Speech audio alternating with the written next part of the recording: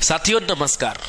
इससे पहले स्थितियां करके गए, हम स्थितियों को पूरा पढ़ा, अक्षांश देशांतर वगैरह मैंने एक नींव भर के बताई थी आपको कि आगे हमें क्या पढ़ना है।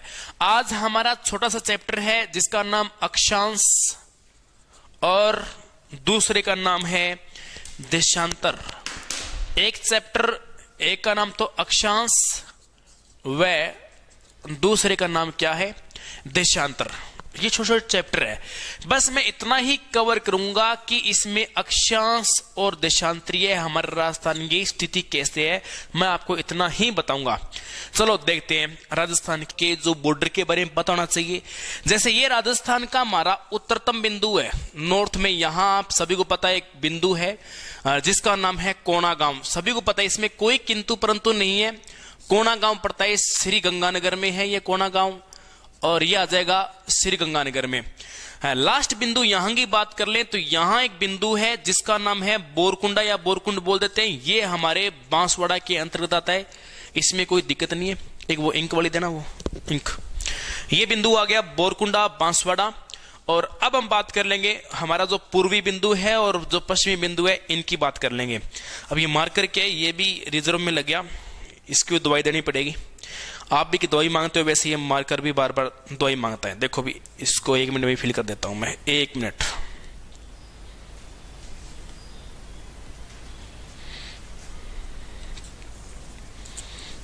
ये लो, ये पकड़ो इसको। थैंक यू, बहुत बहुत धन्यवाद। हाँ जी, वापस अपने वहीं आते हैं। एक तो कोना गांव, ये हमारे राजस्थान का सबसे उत्तरतम बिंदु। फिर राजस्थान का दक्षिणी बिंदु जिसका नाम है बोरकुंडा। फिर आते हैं हम पूर्वी भाग में। पूर्वी भाग हमारा इस प्रकार से यहां स्थान पड़ता है जिसका नाम है, यहां स्थान पड़ेगा धौलपुर जिला लगेगा। धौलपुर में यहां जो गांव का नाम है सिलाना, या इसे सिलावट वगैरह कई नाम बोल देते हैं, सिलाना सिलावट कई प्रकार से इसका नाम चलता रहता है, या धौलपुर में आता है। यहां तहसील राजाखेड़ा, राजाखेड़ा का क्षेत्र है। यहां तहसील भी गंगानगर है। उपखंड हिंदुमल कोट लगता है यहाँ पर, न कि हिंदुमल कोट, यहाँ पर तहसील है, इस बात को ध्यान रखना है। यहां तहसील लगती है कुशलगढ़। कोई दिमाग पे लोड देने की जरूरत नहीं है, नहीं इनमें से प्रश्न आने वाला।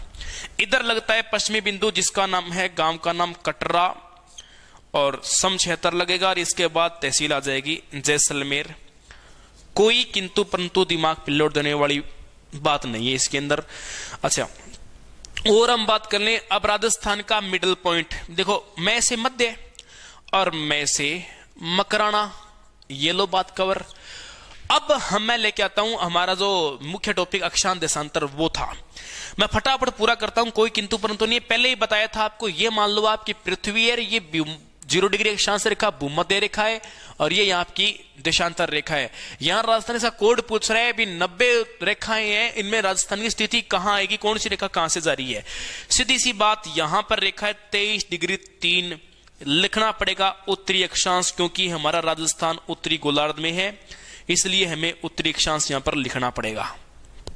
फिर उत्तरी भाग की बात कर ले, यहां पर लिखना पड़ेगा 30 डिग्री 12, 30 डिग्री 12, इसको भी उत्तरी अक्षांश लिखना पड़ेगा। कारण क्या है? उत्तरी अक्षांश लिखने का कारण है क्योंकि हमारा राजस्थान उत्तरी गोलार्ध में है, इसलिए। अब लिखेंगे यहां पूर्वी भाग में। देखो, यहां पर लिखना पड़ेगा 69 डिग्री 30, और इसको बोलना पड़ेगा पूर्वी देशांतर। यह आ गया हमारा पूर्वी। क्यों बोला भाई? राजस्थान है कौन से देशांतर में? पूर्वी में। ये नहीं देखना आपको कि राजस्थान ये कौन सी दिशा लग रही है, ये कौन सी, ये तो बाद की बात है, ये पूर्वी, ये पश्चिमी। लेकिन यहां मैं सिर्फ पूर्वी देशांतर की बात कर रहा हूं, पृथ्वी स्तर पे बात कर रहा हूं। तो यहां पर आपका आएगा 78 डिग्री 17, इसको भी क्या बोलना है? पूर्वी देशांतर बोलना है। अब मैं बताता हूं इसके बारे में, क्या इसको कैसे ट्रिक से याद करना है। ट्रिक जोरदार ट्रिक है, और पहले भी करवा रखी है, अब कई और नहीं देखी है तो अब इसको देख लो, दोबारा नहीं बोलोगे, गारंटी है। देखो, ऐसे याद करो। पंजाबी थोड़ी बहुत आती है कि नहीं आती है, सिखा देता हूं आपको मैं। पंजाबी में एक शब्द है ताई, सुना होगा आपने। और ध्यान रहे, पंजाबी में 23 को बोलते हैं तेई बोलते हैं। पंजाबी में 23 को तेई बोलते हैं, यह बात कंप्लीट, कोई दिक्कत नहीं है। तो तेई बोल दो, ताई बोल दो, एक ही बात है। अपने को ट्रिक बनानी है, और क्या है। आप ऐसे बोल लो ये 23, पंजाबी में 23 बोलते हैं, 23 को 23 हो जाएगा, ताई हो जाएगा, और क्या होगा ये। तो आप ऐसे याद कर लो, ताई, ताई से 23। ताई के 3 लड़के हैं, ताई के 3 लड़के हैं, तीनों के तीनों क्या काटते हैं, बांस काटते हैं। अब कई विद्यार्थी बोलते गुरुजी तो वापस वही ट्रिक रिपीट कर रहे हो। ट्रिक अच्छी है, जल्दी याद होती है, इसलिए मैं इसको दोबारा रिपीट कर रहा हूं। और बहुत सी ट्रिक बनाई है, पर यह सबसे बेस्ट ट्रिक है, 1.5 साल पहले भी करवा रखी है इस ट्रिक को मैंने। ताई के 3 लड़के हैं, तीनों बांस काटते हैं, बांसवाड़ा की लोकेशन बता रहा हूं ना, और बांस काट दिए तो वो क्या हो गए, सारे कुशल हो गए। यहां की स्थिति बता रहा हूं, ताई के 3 लड़के तीनों बांस काटते हैं, बात कंप्लीट है।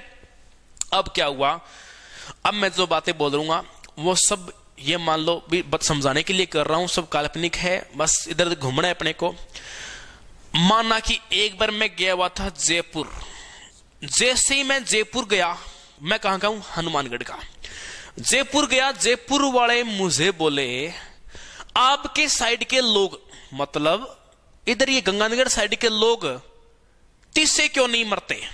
अब 30 आप पता ना चाहिए 30 का मतलब क्या है, 30 का मतलब होता है प्यासा।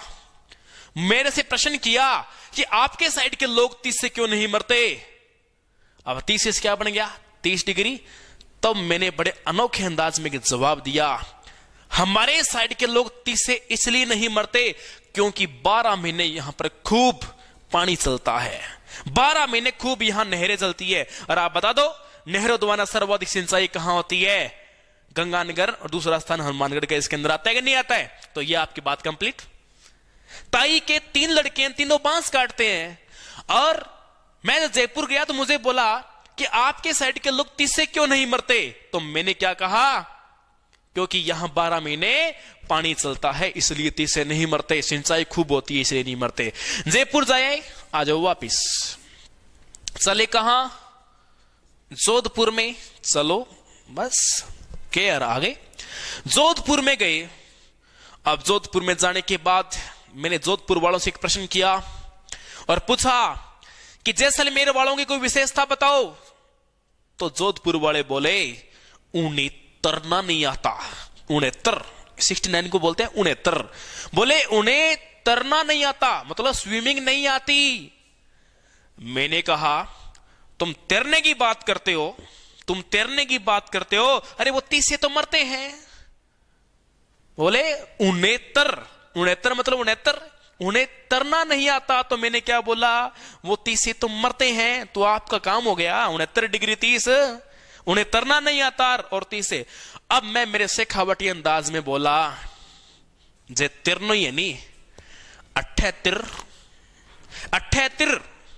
एक साथ तिर, 78 और एक साथ तिर, यह आपका काम हो गया। मतलब 78 और एक साथ तिर, यह आपकी लोकेशन थी कि यहां पर 23 डिग्री 3, यहां पर 23 डिग्री 12, यहां पर 69 डिग्री 23 और यहां पर 78 डिग्री 17। यह पूर्वी देशांतर वगैरह वगैरह ये था। और मैं आपको अक्षांश देशांतर यही कंप्लीट करता हूं। इसके अलावा कोई क्वेश्चन पुटअप करना है किसी प्रकार से, और बहुत से बनते हैं तो वो आप खुद पढ़ सकते हो, नोट्स वगैरह में अवेलेबल सब आपको हो जाएगा कि किस जिले में से कौन सी रेखा गुजर रही है, आ रही है, जा रही है, तो आप सब कवर कर सकते हो, कोई प्रॉब्लम नहीं है। तो वो उस पर आप समय मत खराब कीजिए, मुझे काम की बातें हो रहा है वो